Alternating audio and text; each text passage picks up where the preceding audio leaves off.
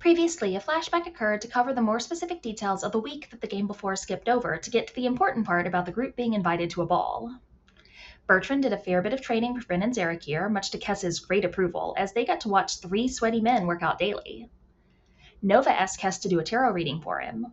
The card they pulled was the Lovers, which they explained meant that sex was in Nova's future. A somewhat confused Nova told Kess that he didn't know much about sex in general, so Kess drew up some diagrams and gave him an impromptu sex ed lesson.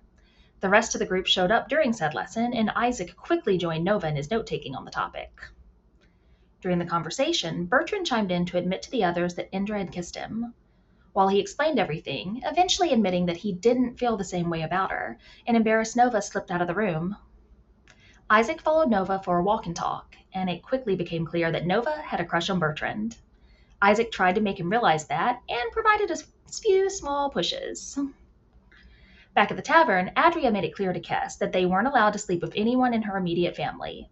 Extended was fine, though. They agreed that was more than fair. The conversation shifted to the hunt, where several of them filled in Ren on some of the things he hadn't quite picked up about that whole situation. Ren asked the group some questions about their goals, leading to a discussion of that, as well as mention of people's families. At another point in the week, through a combination of sending and scrying, Kess found out that the warnings they sent out about the tidal wave saved a large number of lives, as Port Arstone was able to evacuate a large part of the city before it hit. At a different point, Nova used scrying to look in on the sex club in Port Arstone, which had been abandoned due to flooding. He saw a familiar high-ranking member of RSpec desperately searching for ledgers that were clearly related to the hunt. Ren pulled Adria aside at a different point to talk to her about what had happened with her going into heat recently. He asked her some questions about what to do if it happened again in the future.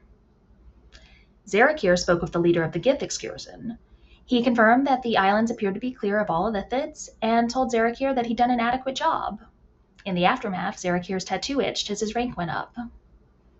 Ren had another vision of his father, who asked him if he could do what was needed to ascend to his throne. Ren said that he could, but he didn't see the point. He wanted to do things differently. And with all that, the game came back to the present, with the group receiving an invitation to a ball in their honor from the Emperor and his husband. The group talked back and forth for a minute before deciding to send a reply back that they would be waiting on the Isles to be picked up in 10 days. Then they'd leave and actually do some things before coming back in time for the ride. They discussed what they wanted to do, and they decided to head to Axel first via the teleportation circle. Then they'd go to the villages that Adria and Nova were from in the north, followed by visiting Isaac's home. And that is where we left off.